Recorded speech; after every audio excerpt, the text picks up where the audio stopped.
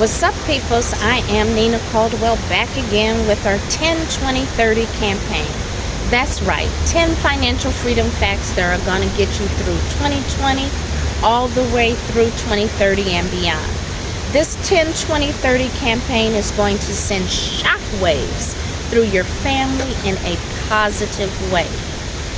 Now today we're talking about another financial challenge that's keeping you from getting the freedom, flexibility, options, choices, abundance, and everything else that you deserve. Now, in previous videos, I talked about taxes. Why? Because taxes are your largest expense. It's not your cell phone. It's not the internet. It's not eating out. Ladies, it's not him. Fellas, it's not her. Taxes come off the top. And taxes, believe it or not, cause debt. Now, why is that? Well, since taxes come off the top, which causes you to work for the government from January to April, which is approximately 4 months, which is 4 months out of the year for free, that's a third of your paycheck, and that's a third of your time. With taxes coming off the top, you are now forced to borrow from the banks at the bottom. So I like to say this: banks take the second third of your money, which means you work for the banks from April to August for free. Now, why is that important? Well, if you think about it, if taxes take the first third and the banks take the second third, you have very little money left for your financial freedom goals.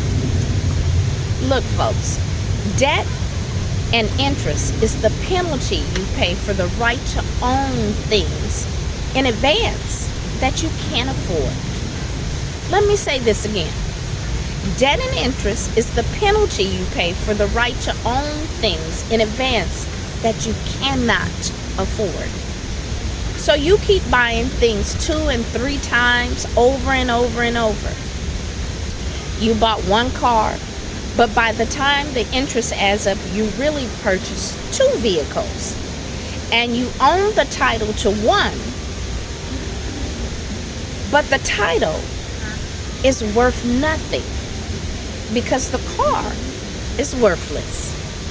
Or another example would be if you are going to college on student loans and then you go back to school, but you have to borrow more money to get in more debt to come out and work for somebody else.